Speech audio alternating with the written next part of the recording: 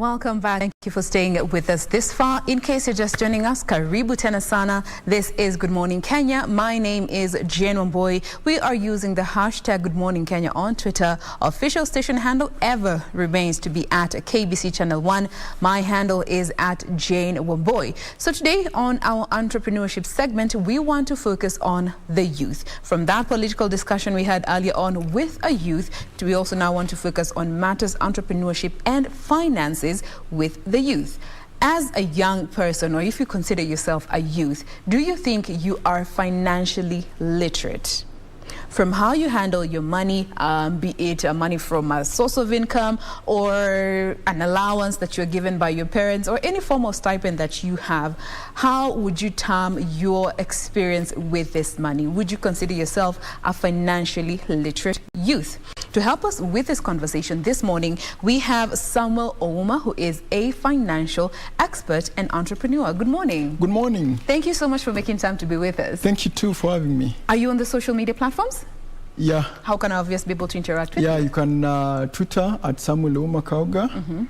Yeah, I'm on. I'm more prominent on Twitter. At Samuel Kaoga Ouma. All right, fantastic. Yeah. So if you want to direct any questions to him, feel free to do so. Now, when we talk about financial literacy, many people might find this term to be foreign. Like, I only hear that when there's a bank report being put out or there's a big shot financial guy talking about this. But from your experience, how would you define financial literacy? Okay, thank you so much. Let me make it conspicuous in simple terms possible. Simple.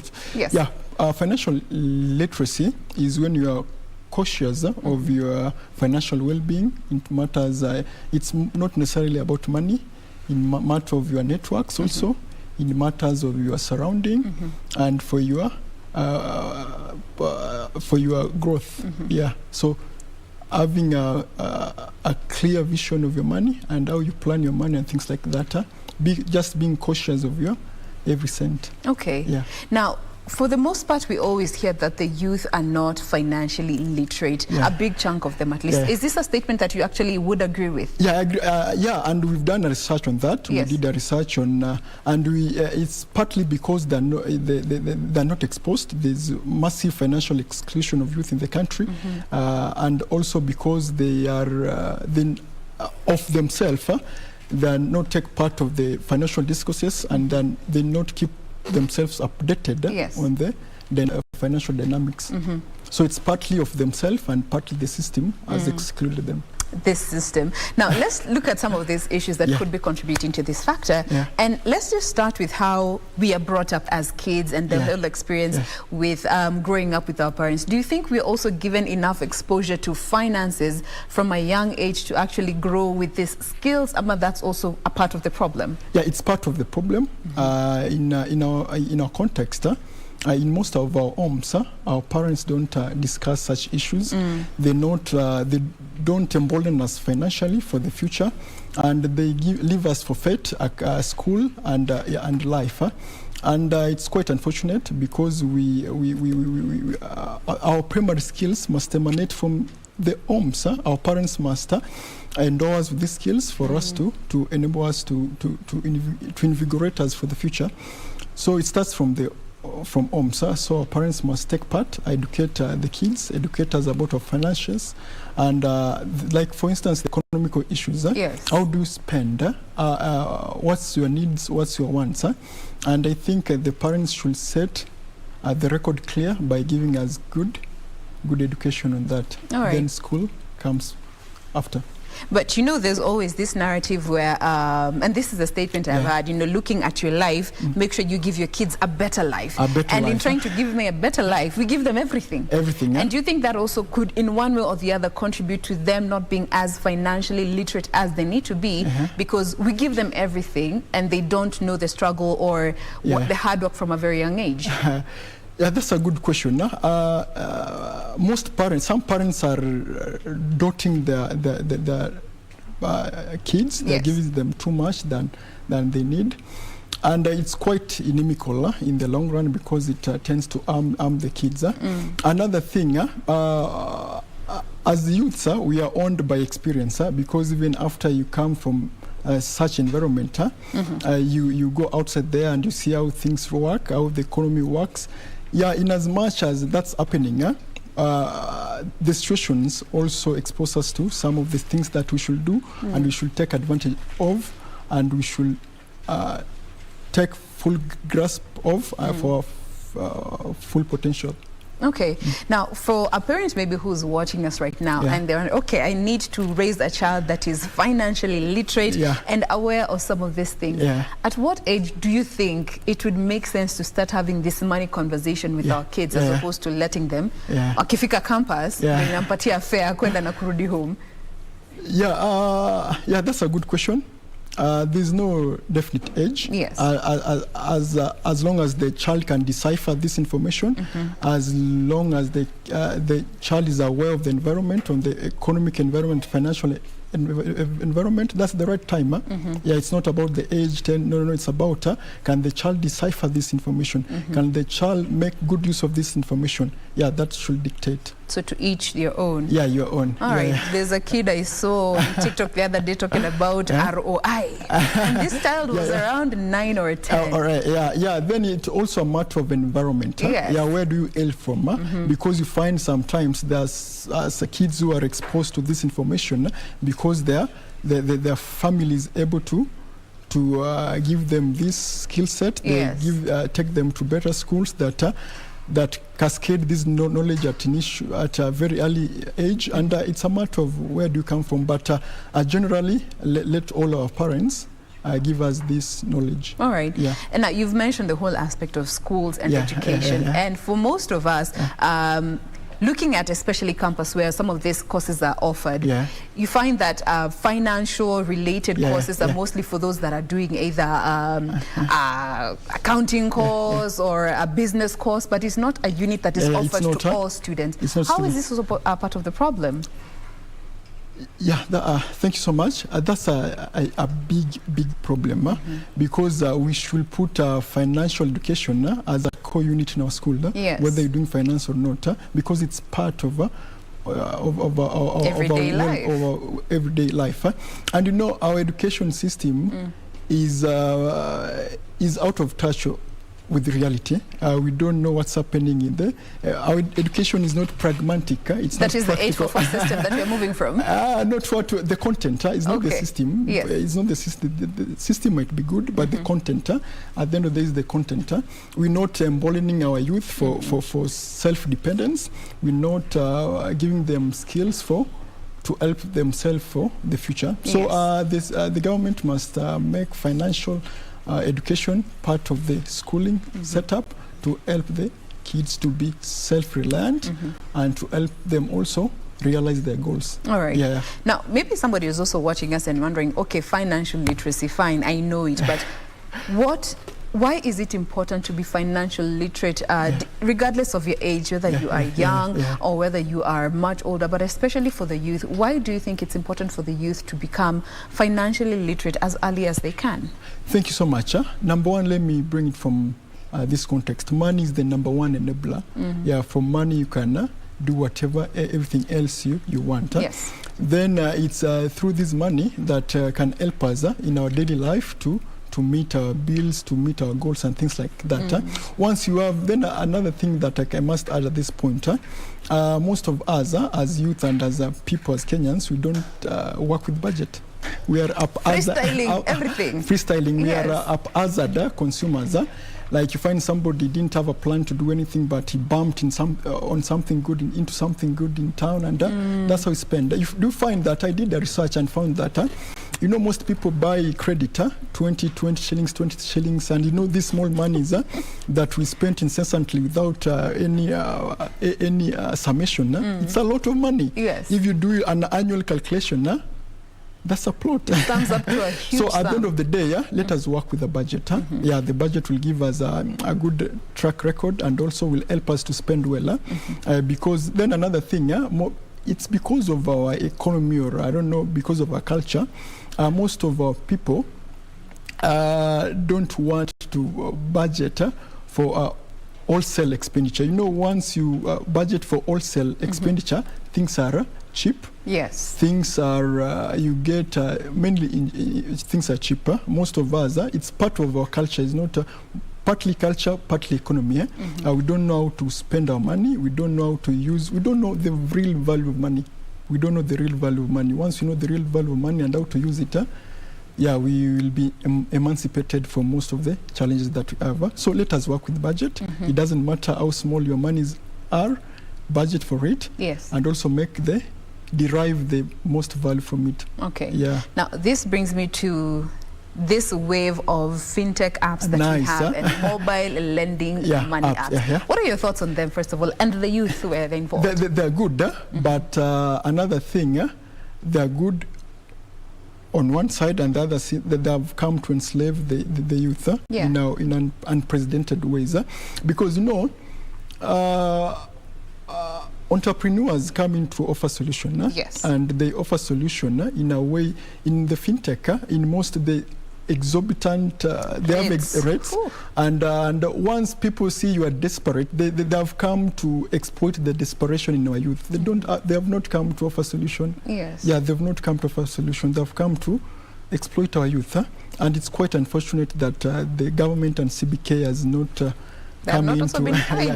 Yeah, that's number two. It's a good idea because at the end of the day, our youth have high-level fecundity. They churn ideas. They have innovations that need resources to be realized. But I don't think fintech came to do that because of the rates, because the amount they offer for the youth cannot come up with, cobble up something that can help them generate something. They just offer short-term solution for you to consume and pay back and things like that. All right. So I can maybe call upon the government or people with goodwill or with financial wherewithal to come up. I don't know, there's a wave of, we call them VC, venture capitalist. Okay. People who come up, they listen to youth pitch the ideas, and once your idea is feasible, they come and help you. Yeah, and we must work on such issues because statistics show that government does not offer real-time employment, and most people are employed in private sector. And in countries like in the US, people setups like Amazon's, Walmart, and employ innumerable number of people. Yes. And that's why they can do anything, and government they take control of the systems, and government does nothing because they hold the economy. And we urge the government to invest in our youth, give us opportunities. And like I told you, we did a research. We found that there's a massive financial exclusion in the youth.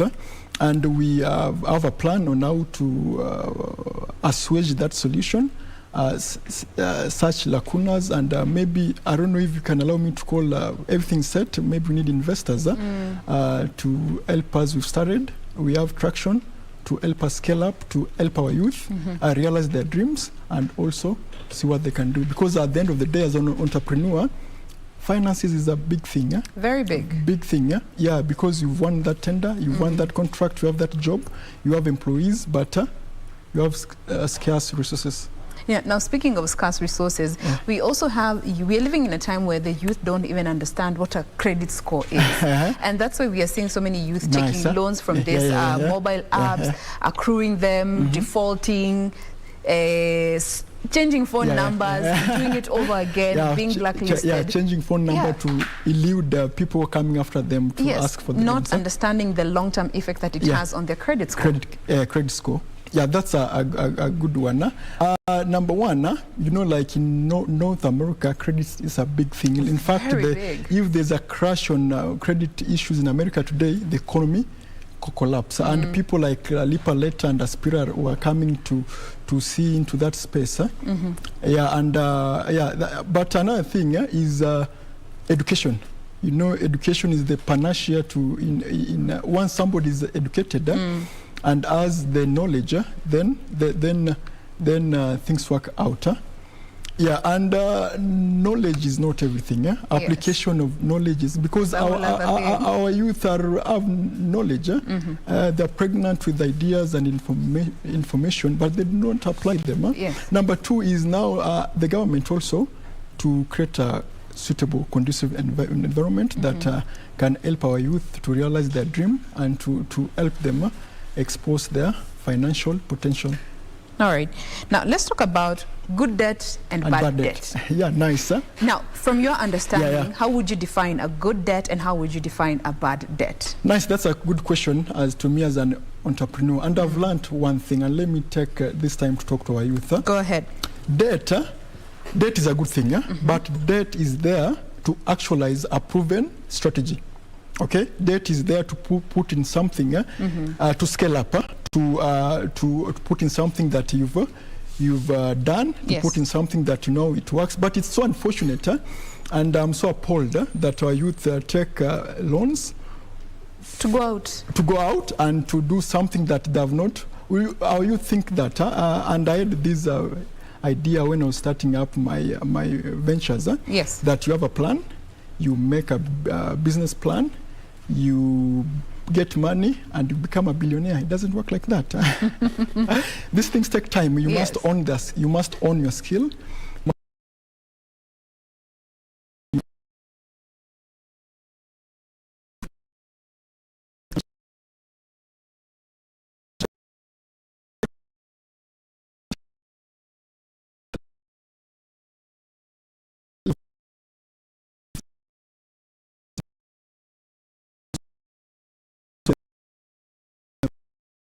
In a dicey situation, yeah, loan is a good thing. Debt is an enabler.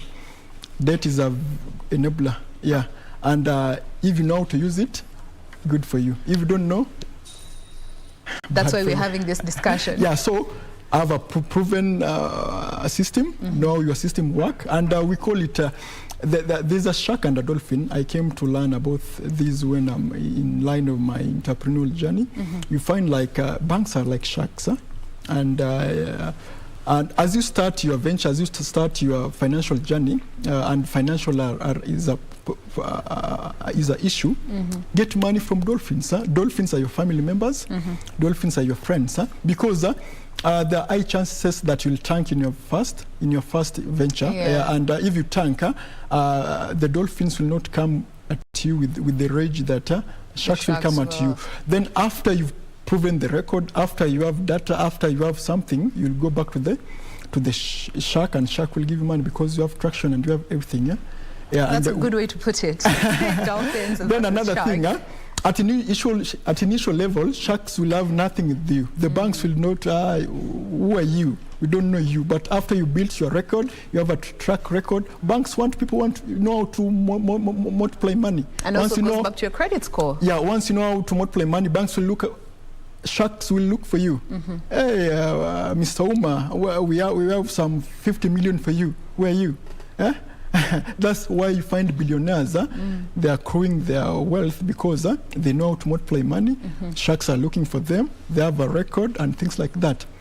Yeah. All right. Now, we're living in a time where the social media platform has revolutionized everything. The online platform, it has disrupted everything. The traditional way of doing business, and the youth are at the center of this disruption. How can they also turn around this social media wave? Because we are seeing so many youth earning money from the social platforms, but they don't know how to handle this money as well.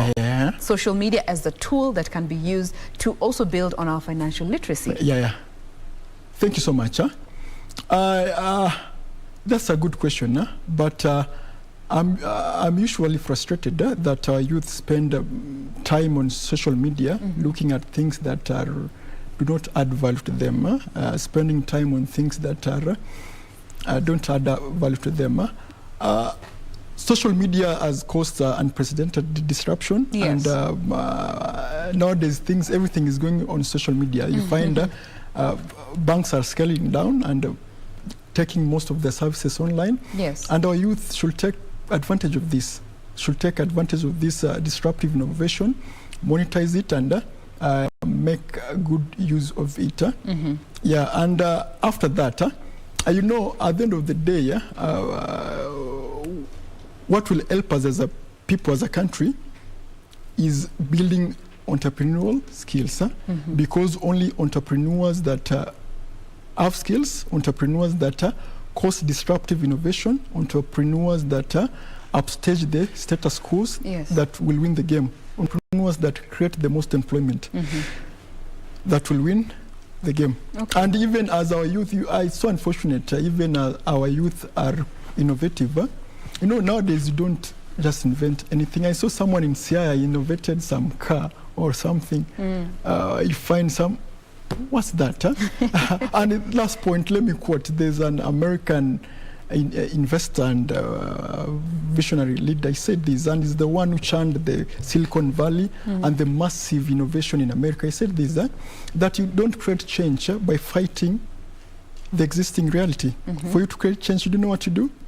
You create a new model that obscures the existing one. Yeah, and that's what our youth should do. Like, for instance, now we have Safaricom. Expressway has come to create disruption, in terms of offering efficiency, value, and things like that. Once we offer those issues, the future is ours. The future is ours. So how then do the youth go about making sound investments?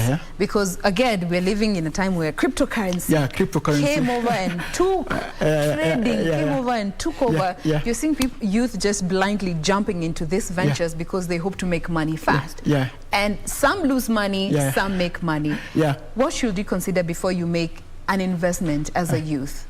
Okay, thank you very much. Let me start by saying that life is not a one-size-fits-all. There's some things that work for somebody, there's some things that don't work for somebody. Number one, before you get into anything, understand it A to Z. Okay? You find our youth, they just hear, oh, there's good money here. Quick fast, let's go. And that's why you find like this pyramid scheme, they do well in our context. Because you find our youth, they are quite illiterate. And it's partly because of economy. You know, our incomes are so sporadic. You have your 50,000, you don't know where you get your next money. So you find you want somewhere you can get this money to multiply it fast to generate more money. Number one, understand what you're going into A to Z.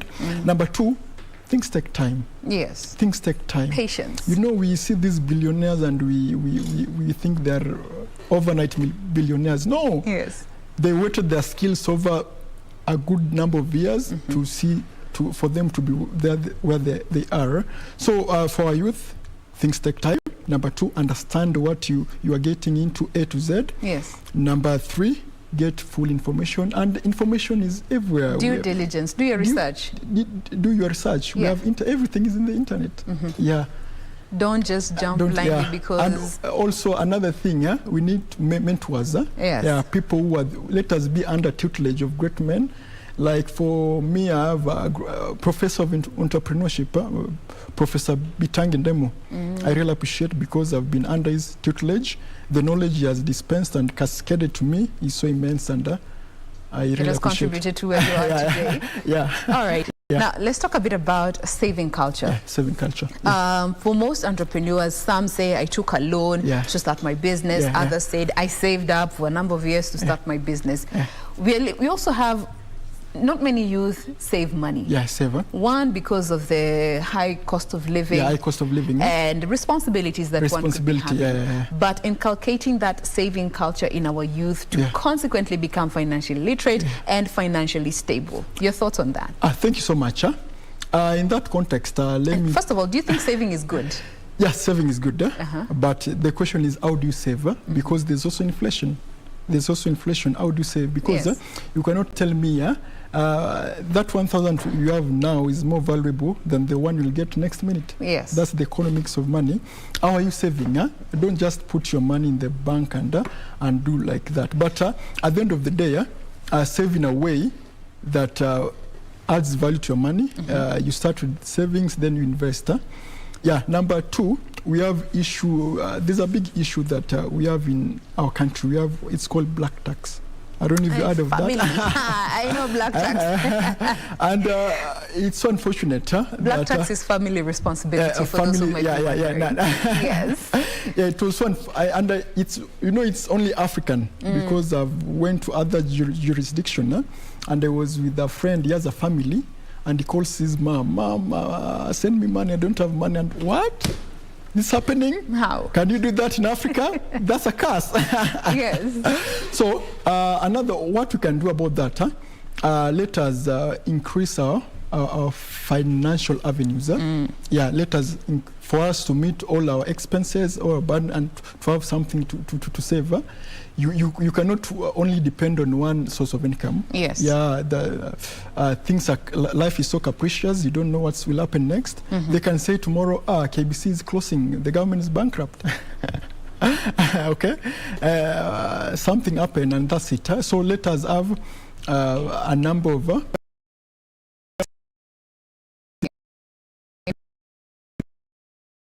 give us, because we find we don't save because of our strict budget. Number two is for you to create wealth. We are told that live within your budget. No, for you to have something, you must live below your budget. Yeah, it's quite fascinating, but that's it. Yeah, build your wealth portfolio, invest, live below your. Then after you build something, you can sherekea. Yeah. All right. Yeah, so maybe our youth, like for our youth now, there are innumerable avenues you can get extra coin. Let us export them for collective benefit. All right. Now, there's also this wave of group of friends coming together, especially the youth, and setting up a business. Nice. What are your thoughts when it comes to group ventures, and what should you bear in mind, or rather would you advise the youth when it comes to going into business together? Nice, and that's what we call social capital. Yes. And that's the future, because number one, we have different aptitudes, we have different skills.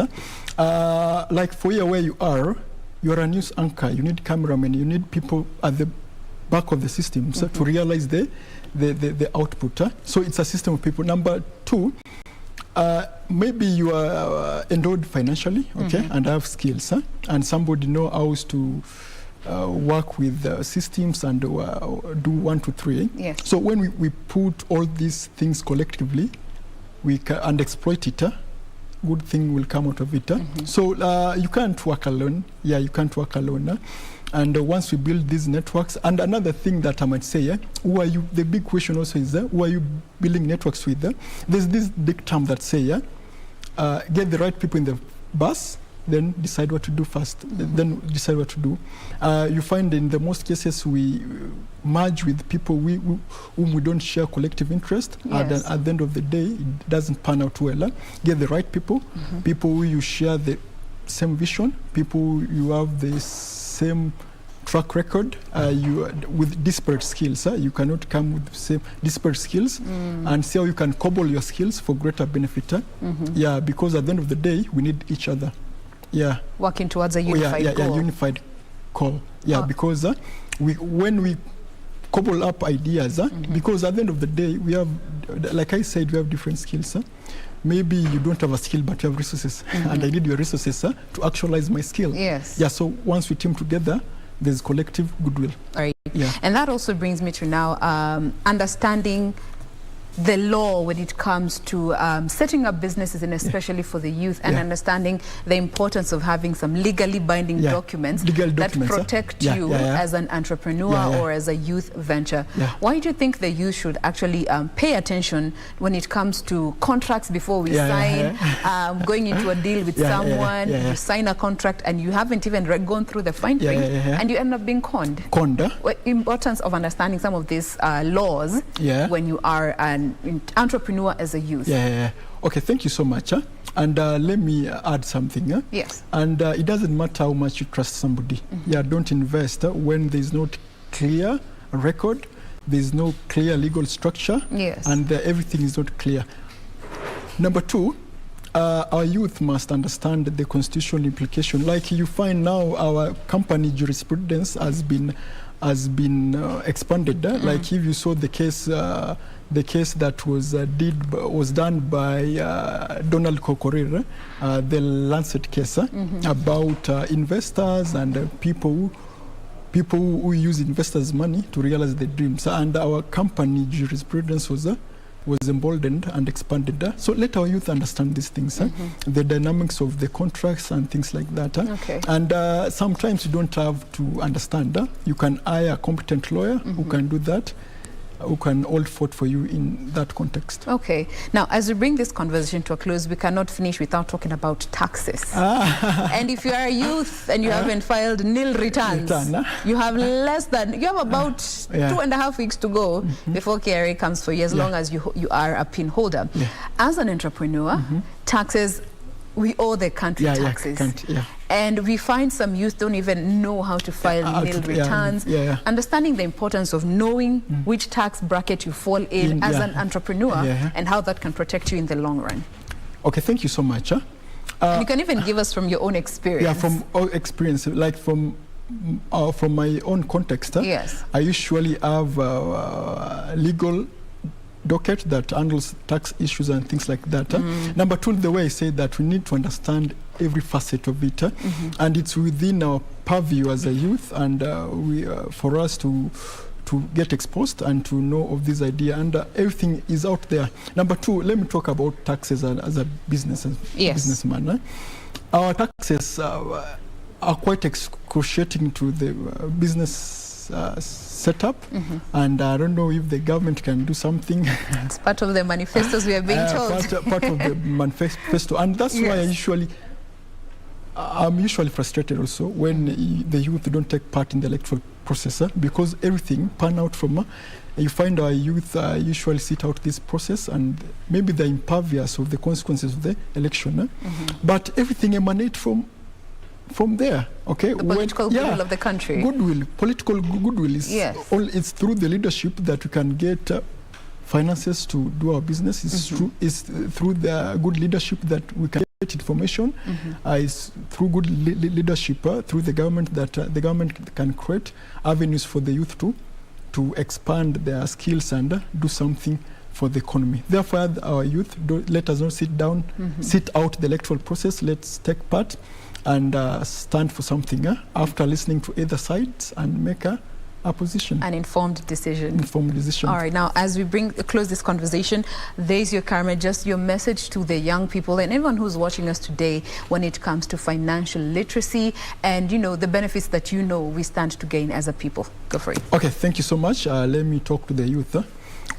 Number one, finances, money is the biggest enabler, and therefore I ask our youth to build their social network, concord with their circles also, and to seek resources to expand their avenues for good life. Also, I know our youth have ideas. They are so profound with innovative ideas, and also call the government to come in to help our youth to realize their dreams, and also ask our youth and our people to use budget in using their monies, and also to understand the real value of money and to spend it prudently. There you have it. Spend prudently, and this is a skill that you stand to benefit from for the long run. Financial literacy. Thank you so much for making time to be with us. We have been speaking with Samuel Ouma, who is an entrepreneur as well as a financial expert. We do hope that this conversation has benefited you in one way or the other when it comes to your financial journey. That is the end of this conversation. We take a breather. We will be right back. Do stay with us.